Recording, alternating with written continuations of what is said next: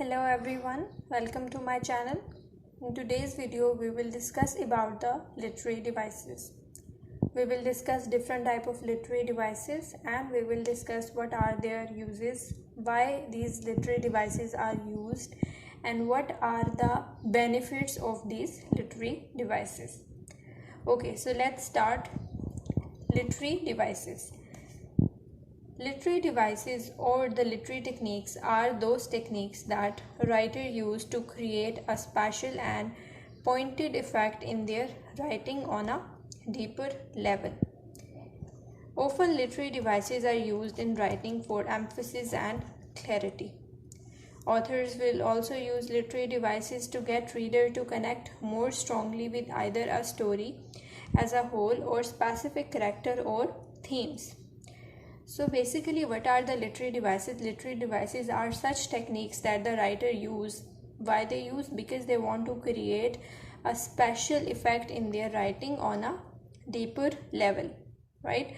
So what is the purpose of these literary devices? The purpose of these literary devices is to emphasize the point, to emphasize certain points, to connect the reader with the story.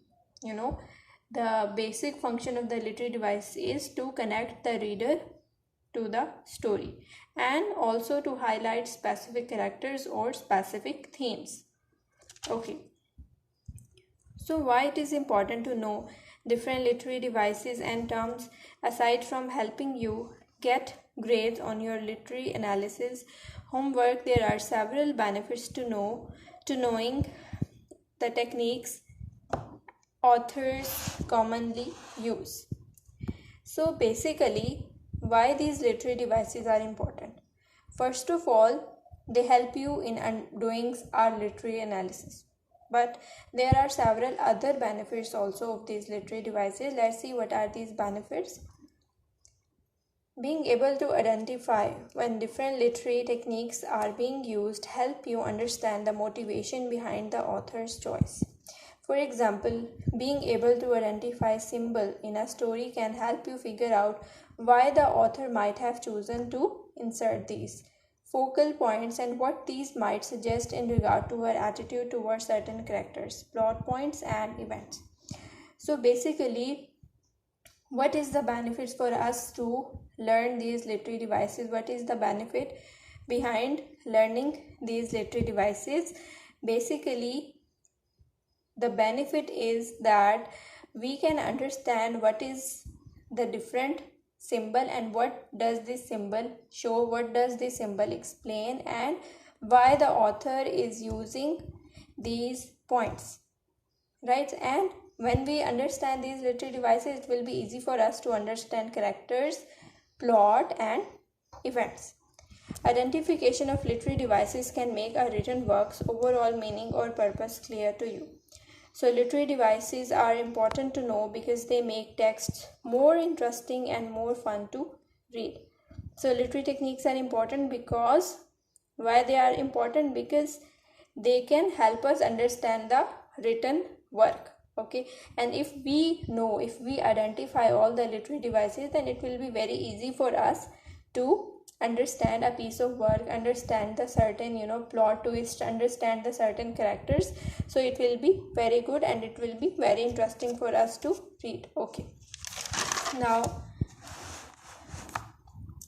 if you read a novel without knowing any literary devices, chances are you wouldn't be able to detect many of the layers of meaning interwoven into the story via different techniques. So let us discuss some of the most important literary elements.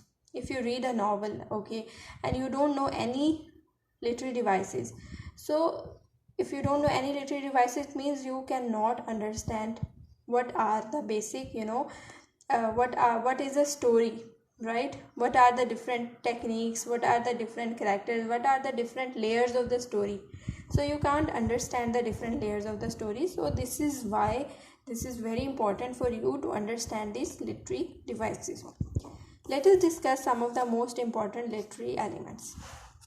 Number 1, alliteration. In alliteration, words that begin with the same sound are placed close together. Although alliteration often involves repetition of letters, most importantly, it is repetition of sounds. Basically, what is alliteration? Alliteration means words that begin with the same sound are written together. So, not only it is the repetition of letters, but it is also the repetition of the sound, right? So, this is alliteration. Words that begin with the same sound are placed together in a sentence or in a text.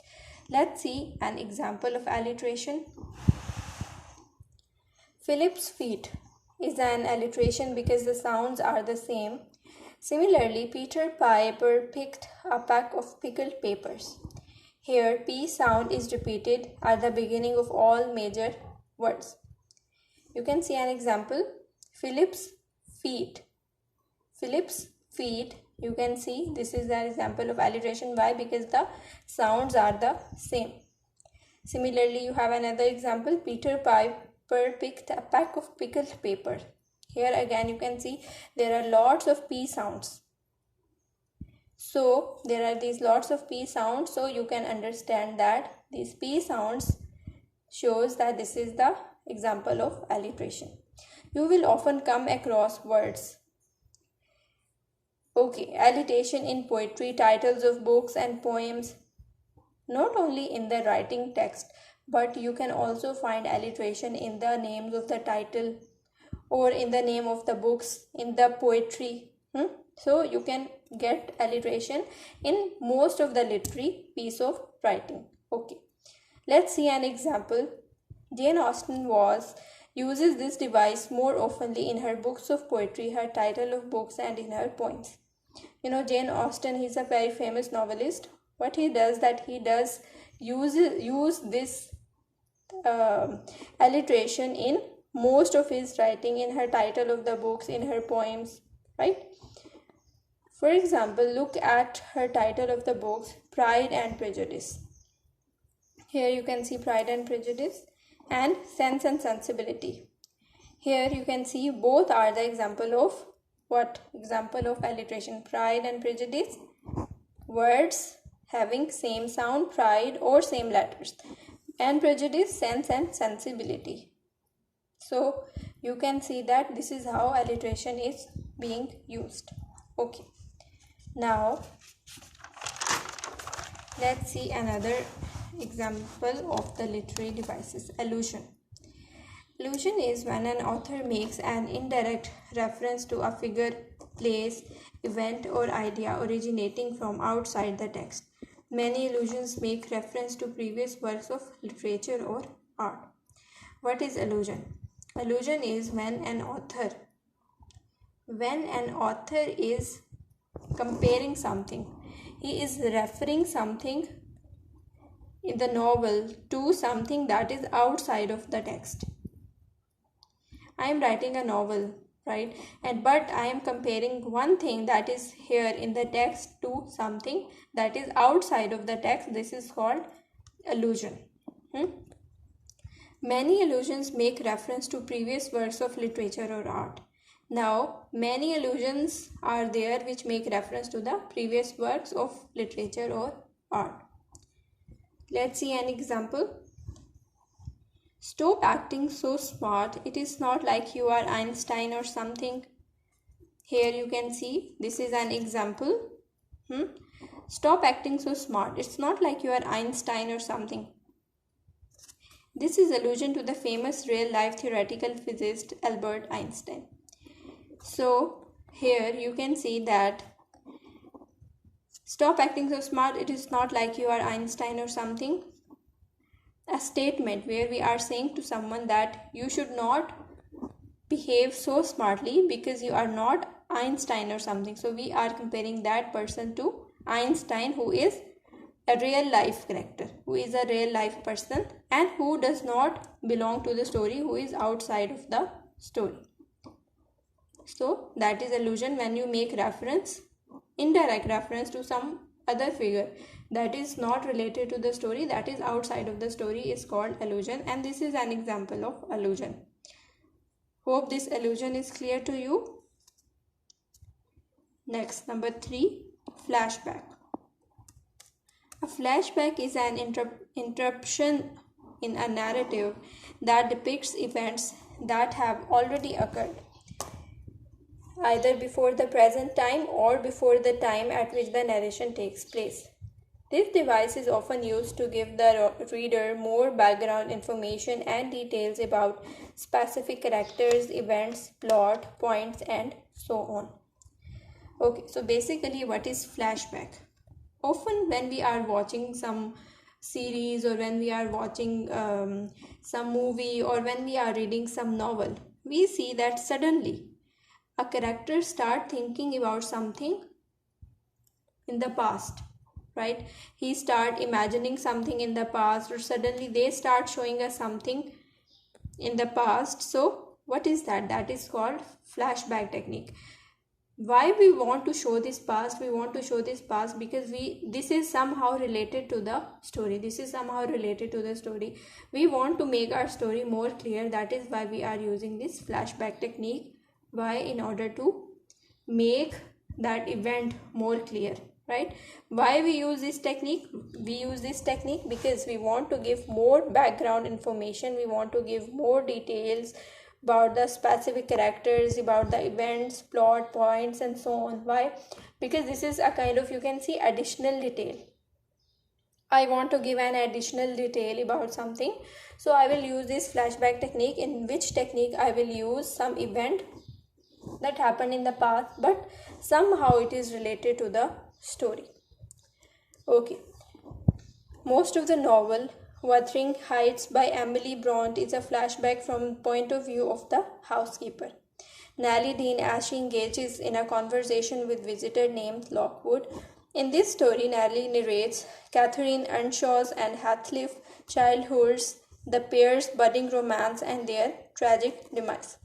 So here you can see we are studying about some example. What are the example of flashback? Most of the novel of Wuthering Heights by Emily Bronte, it is the flashback from the point of view of the housekeeper. So these are some example of flashback technique. Okay, now hyperbole. What is hyperbole? Hyperbole is an exaggerated statement that is not meant to be taken literally by the reader. It is a statement that is a kind of exaggerated something, a statement that is exaggerated statement that is not the real statement. Now, why we are using this exaggerated statement? We are using this exaggerated statement because we want a comic effect, or we want something to emphasize. We want to emphasize on something, or we want a comic effect, so we will use this hyperbole. So what are the examples? I'm so hungry, I could eat a horse. Now here you can see that a person is saying that he is so hungry that he could easily eat a horse. So here nobody can eat a horse, but this is an example of hyperbole because this is just to emphasize that that person is feeling so strongly hungry, to emphasize the feeling of that person, right? So this is an example of hyperbole. Then imagery. Imagery is when author describe a scene, thing, or idea so that it appeals our senses. What are the senses? We have 5 senses: taste, smell, sight, touch, or hearing. This device is often used to help the reader clearly visualize parts of the story by creating a strong mental picture. Okay, now you can see that literature is something very deep. Literature is something very deep, and if a writer want to, touch our senses, he want to play with our senses, he will depict something in such a way that it will appeal our senses. Now, why this is important? This is important because it will give us a clarity. It will give us a clear vision. It will give us a clear idea. It will give us a picture in our mind, right? A picture is more effective than 1,000 words, right? So a picture is very effective. One picture can give you a big idea about something. So why the imagery technique is used? Because this is used because we want a big picture in our mind. So the writer want us to imagine something, so he used this technique of imagery so that we could easily create and pick a picture or an image in our mind. Okay, let's see the example. Here is an example of imagery taken from William Wordsworth's famous poem, I Wandered Lonely as a Cloud. Now you can see William Wordsworth's poem, I Wandered Lonely as a Cloud. Here what you can see that the poet is saying that he is wandering lonely as a cloud.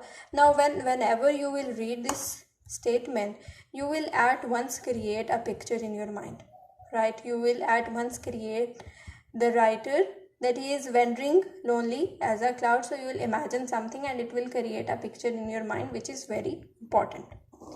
When all at once I saw a crowd, a host of golden daffodils beside the lake, beneath the trees, fluttering and dancing in the breeze. Here, what you can see that this is also a poem. When all at once I saw a crowd, a host of golden daffodils beside the lake, beneath the trees, fluttering and dancing in the breeze. Here, what you can see that we are referring to the daffodils. The poet is telling us about the daffodils and he is saying that I saw a crowd of daffodils which were golden in color and which were beside the lake and beneath the trees, and they were fluttering, dancing in the breeze. Now you can see that by only reading these images, by only reading these statements, you can clearly imagine in your mind a picture. You can clearly imagine a picture in your mind. So that is why this is called imagery, and this is most powerful kind of literary technique. Okay, now let's discuss what is the next. Okay, this one is irony. Again, this is one of the most important literary device and literary technique. Irony is when a statement is used to express an opposite meaning than the one literally expressed by it. There are the three types of irony in the literature. Now, if I am using a statement, but I am using it to show a different meaning, I does not mean what I am saying, but the opposite meaning, right? I am saying something, but I don't mean that thing. I mean the opposite of that thing, right? So that is called irony. Now there are three types of irony in literature: verbal irony, situational irony, and dramatic irony. Let's discuss all these one by one. Verbal irony. When someone says something but means the opposite. When someone is saying something but he means the opposite of that thing, that is called verbal irony. Then situational irony. When something happens that is the opposite of what was expected or intended to happen. Something is happening but it is against our expectation, that is situational irony. Dramatic irony. When the audience is aware of the true intentions or outcomes, while the characters are not. As a result, certain action or events take on different meanings for the audience than they do for the characters involved. When audience is aware of something, audience is aware of the true intentions, but characters are not aware. Audience knows what is the basic thing, what is the meaning, but characters don't know. So you can see here the meaning will be different for characters and different for the audience. So that is called dramatic irony. Let's see some examples of these all types of irony. Verbal irony. One example of this type of irony can be found in Edgar Allan's poem, The Cask of Amontillado. In this short story, a man named Montrezl planned to get revenge on another man named Fortunato. As they toast, Montrezl says, and I, Fortunato, I drink to your long life. This statement is ironic because we, the reader, already know by this point that Montrezl plans to kill Fortunato. Right, so this is the example of verbal irony. Let me explain. Here we see that Edgar Allan's poem, short story, The Cask of Amontillado. Here we see that a man whose name is Montrezl, he want to kill another man, Fortunato. Actually, he want to kill him, right? But he say, and I, Fortunato, I drink to your long life. I drink to your long life means I am wishing your long life. Actually, he want to kill him, but he is saying that I am wishing your long life. So this statement is ironic because we know he want to kill him, but here he is saying that I drink to your long life means I am wishing for your long life. So that is called verbal irony, when you say something but you mean the opposite. Situational irony. A girl wakes up late for school and quickly rushes to get there as soon as she arrives, though she realizes that it's Saturday and there is no school. So a girl wakes up late for school and she quickly thinks that she is late for the school and she rushes to the school, but as soon as she arrives there, she realizes that it is Saturday. They have no school. So that is, what is this? This is situational irony. What we expected, what is happening is opposite of what we expected. Okay, then dramatic irony. In William Shakespeare's Romeo and Juliet, Romeo suicides in order to be with Juliet. However, the audience, unlike Romeo, knows that Juliet is not already dead, just asleep. So what is the example of dramatic irony? The example of dramatic irony is that in William Shakespeare poem story Romeo and Juliet, Romeo suicides. Why? Because he wants to be with Juliet, but the audience knows that Juliet is not dead and she is just sleeping. So what is this?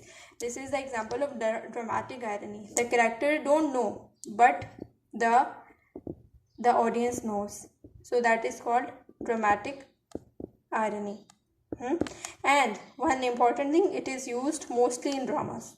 Dramatic irony, as the name suggests, right?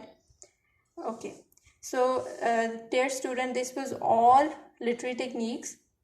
There are further also literary techniques that we will discuss in upcoming videos, but these were some literary techniques. I hope you get the idea and you can understand them, and you can now use them in your in your reading of the literature. Okay, so this was all about the literary devices. I hope this is clear to you.